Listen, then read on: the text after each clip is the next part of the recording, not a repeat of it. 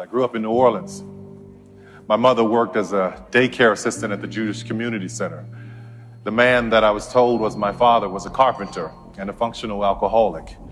He was abusive to my mother and I. Not more than a baby herself, when she married this man, she tried her best to protect me from him. But with no life skills of her own, she did what she knew how to do. Friday was payday for him, so he would come home happy, but that was short-lived.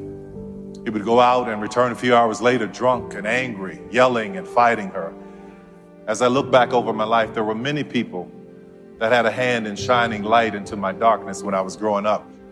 I had just started junior high school, and in order for me to get to high school, I had to walk through the drug dealers, literally step over the and the drug addicts, walk through a graveyard, then in the next block past gang members, and then go through the projects, and then come to a 6-lane intersection, and it was always busy, but just beyond that was the school. Well, one day as I'm approaching this intersection, I hear this voice saying, "Will someone help me cross?" He was in a suit. He had a cooler in a hand and a folded lawn chair in one hand and his cane in the other. "Will someone help me cross?" he said. People kept ignoring him, walking past him with their busy lives. We were poor, but we were busy. I don't know why poor people are so busy. I said, "I'll help you," in my 13-year-old changing voice. He said, "Well, thank you, son. May I have your shoulder?" I said, "Yes, sir." He said, "Don't trick me now." I said, "No, sir, I won't."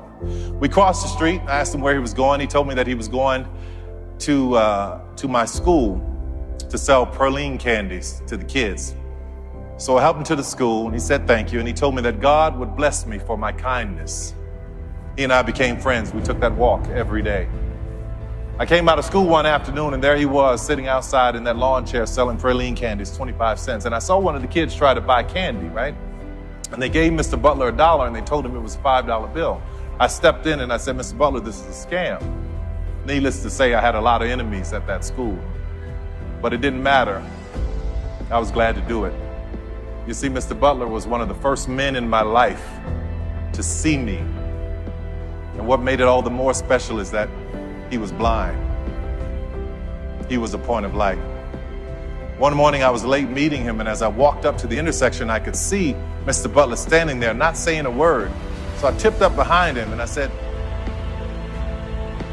"I'm not gonna say anything. I'm just gonna wait to see what happens." He said, "I know you're there, son."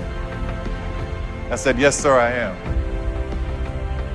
I said, "I didn't hear you saying, 'Will someone help me cross?'" He said, "No, I was listening for you." I said, "You were?" He said, "Yes. Sometimes in life, son, when you pray and you said all you can say, all you have to do is stand and wait and listen." What a point of light he was. There are many people in this world that are wanting, waiting, saying, asking, begging, hoping. Will someone help me cross? We all have the power to be a point of light.